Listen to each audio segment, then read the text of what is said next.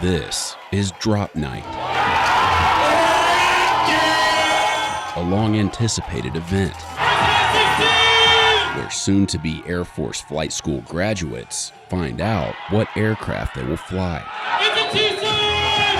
But before they get there, they have to start here.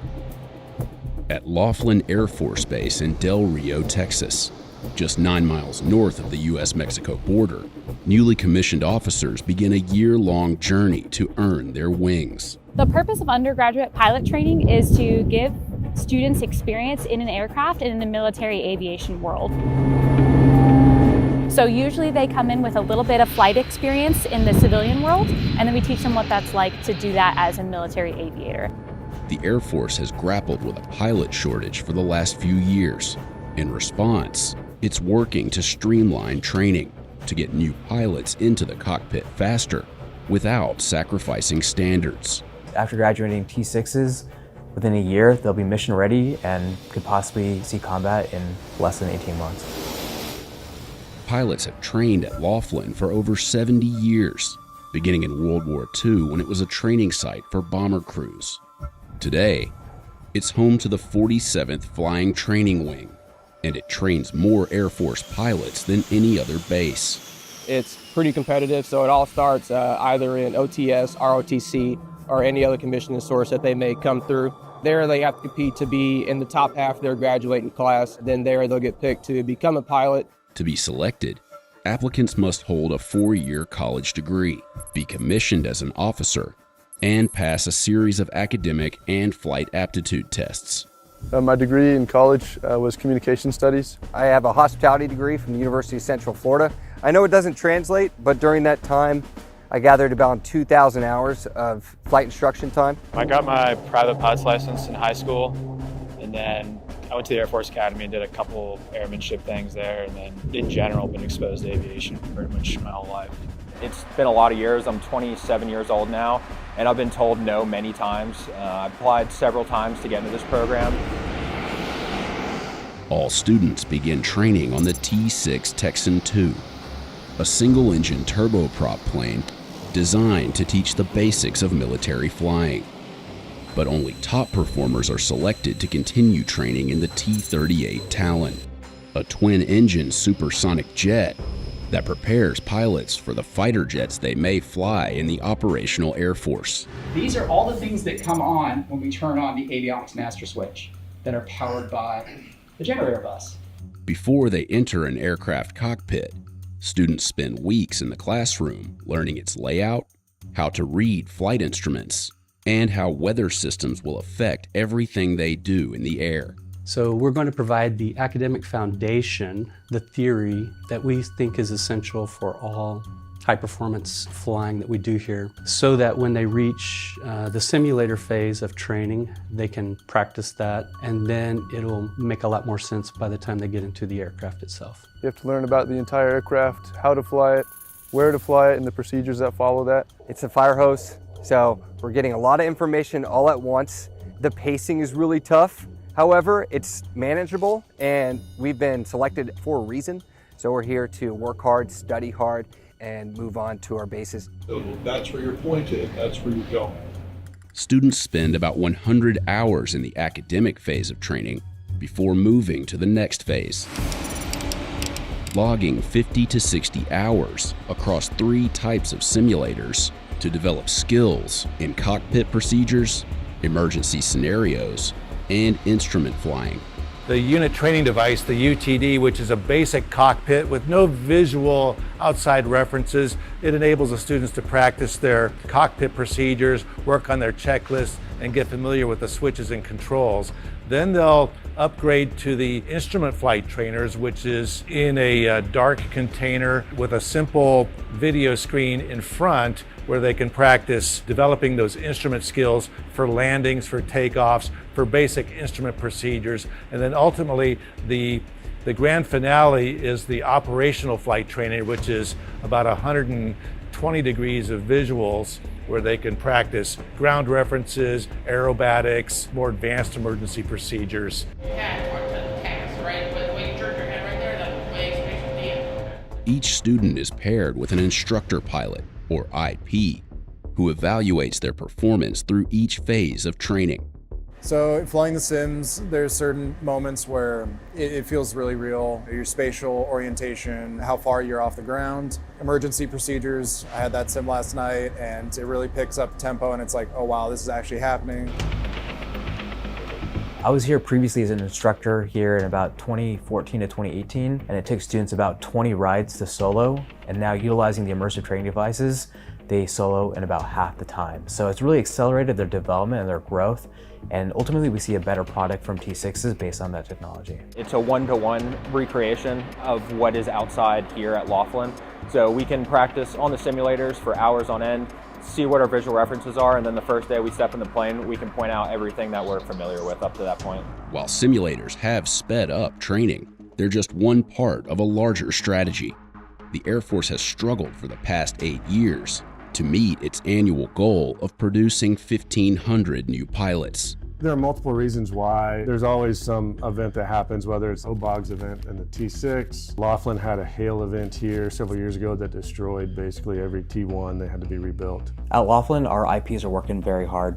Typically flying 2 sorties per day to make sure that we can produce pilots to fill the cockpit that America needs to go defend our national security. One of the most dangerous challenges pilots face is spatial disorientation, a condition where the body's senses can no longer accurately determine the aircraft's position, altitude, or motion. So if we're flying in formation through the weather, you're just staring at your flight lead's wing. You're not looking at any instruments. They are looking at their instruments and you're just staring at their plane. And that can become quite disorienting. Tango 62, turn right heading 120, descend and maintain 6,000 feet. To help them recognize and recover from it, students undergo training in a spatial disorientation simulator.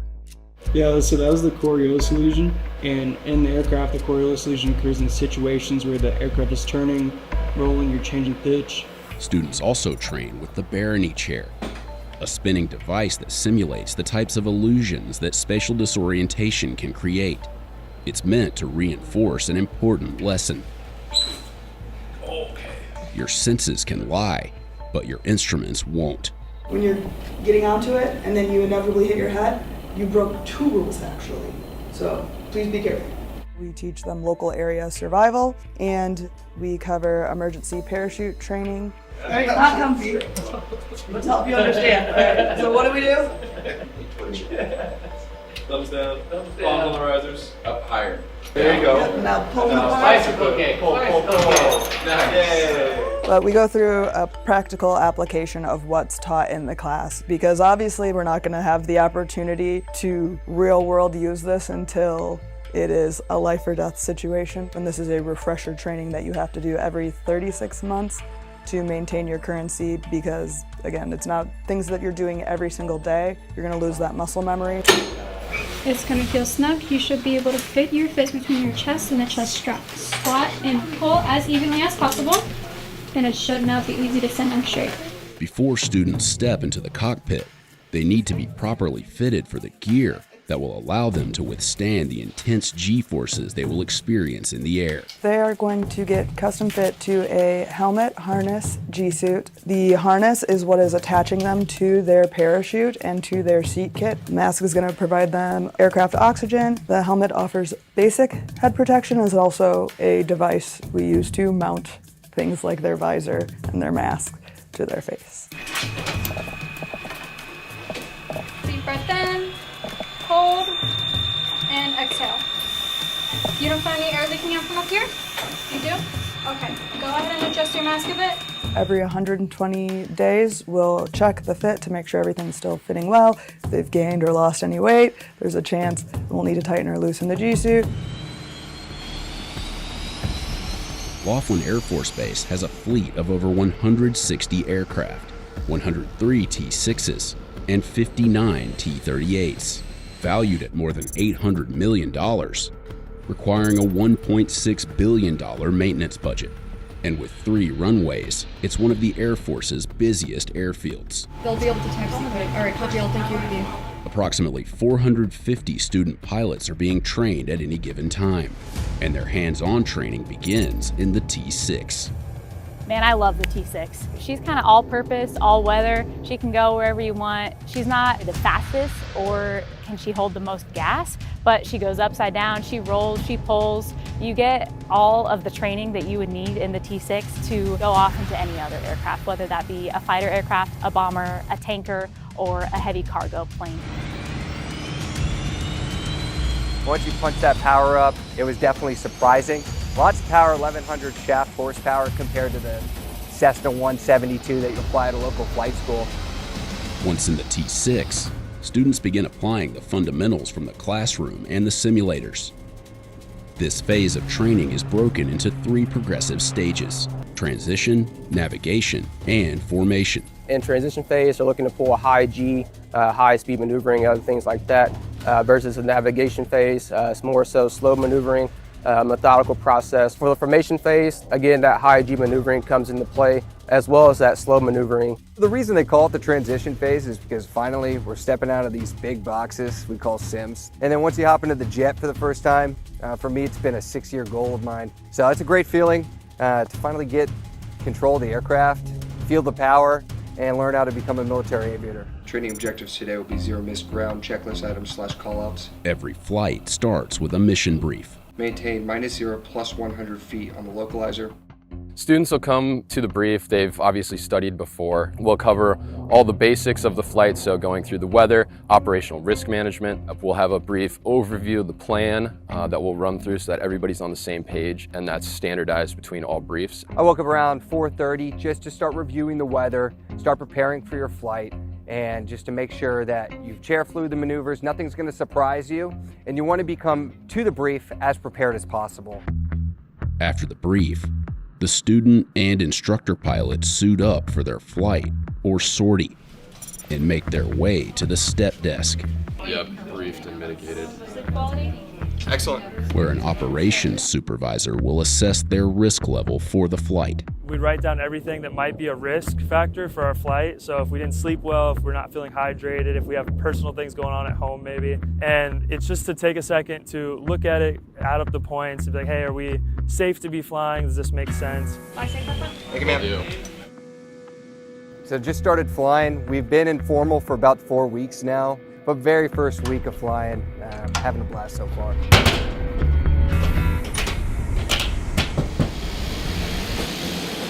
Our plan was just to go up, do some MOA work, basic aerobatics, get the blood flowing, get the body pumping.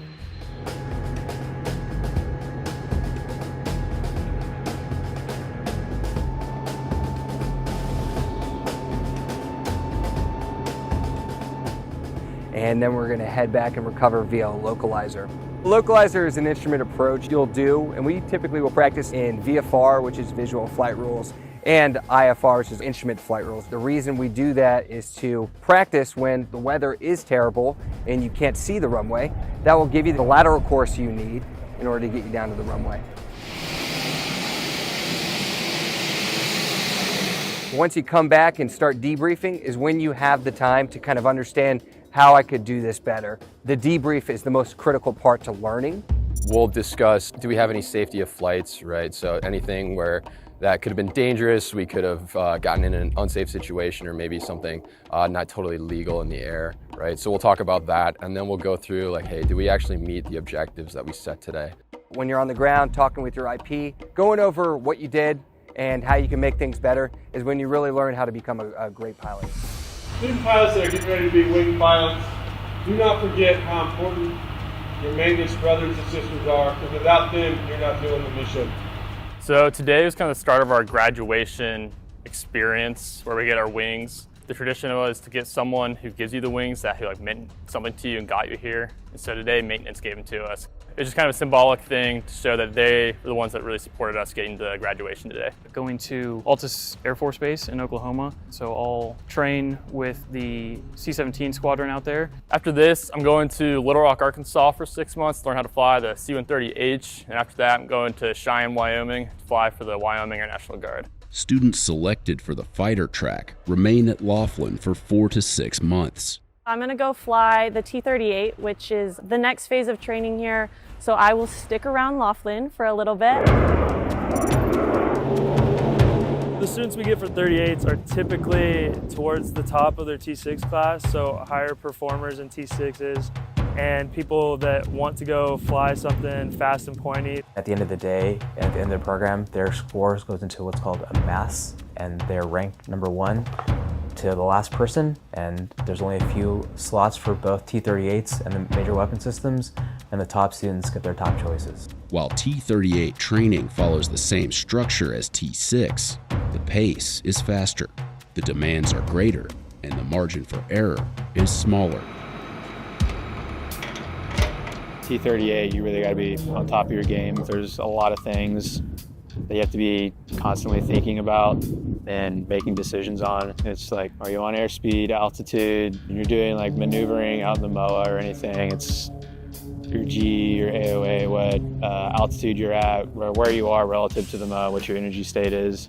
Gas is a huge thing for us, very limited on that. It flies very different than a T6, so they need to learn how to land it, how to take off, how to do all the ground operations, and even get the jet started to begin with. So we'll start with those things. We'll start just flying out to some airspace, practicing loops, just simple aero, and just practicing landing in different configurations. As soon as we can teach these students how to just take off and land the aircraft, we're basically making sure they can get from point to point without getting lost or getting in trouble, and then we're going right into formation phase, which I think is really just the crux of the entire program. There are so many great benefits to formation flying. It simulates the stress and the fear of a deployed location, right? We don't have bombs coming at us, but we have to, in some way, instill the pressure from the outside world, and I think formation is a great way to start. So the 38 in formation itself is a little bit different than the T6. The T6, you got about 10 to 20 foot spacing between the aircraft due to the wing length. The 38, you got about 3 feet. So you're a lot closer, you're a lot faster, and there's a lot more going on that you have to pay attention to. No matter what aircraft they go on, they're going to fly some type of formation, whether that be 2 C-130s following 2 minutes behind each other, or if you have a boom sticking out the back of your tanker with a fighter aircraft rejoining to refuel. Good evening and welcome to Drop Night for 2508. So drop night down here at Laughlin is kind of a culmination for us T-38 students of about 2 years-ish worth of work. We're getting our assignments, we're gonna figure out what we're gonna do next. On my dream sheet were F-16 and F-35, both very capable jets and something that I would be very proud of flying. I am hoping to get F-35s and or F-15s, those are my top 2 choices.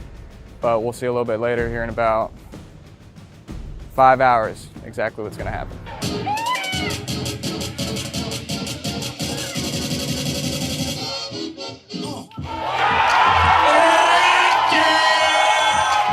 Not everyone gets the assignment they want. Some graduates will be selected to become first assignment instructor pilots, or FAPEs. They'll spend 4 years training students to fly the T6 or the T-38. So today is our graduation ceremony for our pilot training class. That's the final step where we get our wings, we get to pin them on, and we officially become pilots in the Air Force. How it feels for me is kind of surreal. My father was a pilot in the U.S. Air Force. My grandfather worked for the Air National Guard, and then my uncle was an officer in the Air Force. And having that history of my family members being in the military, it just kind of reinstates that that drive that I had when I first set out to join the Air Force and when I first set out to actually push forward to be a pilot. It finally feels so good to be at this moment. We put in a lot of hard work over these last 6-7 months, and to finally have it come to an end is bittersweet, but it's pretty fun. These newly pinned pilots will head to their next base to begin aircraft-specific training. Some will fly tankers, others fighters, bombers, or cargo planes. But they'll all leave Laughlin with the same title, United States Air Force pilot.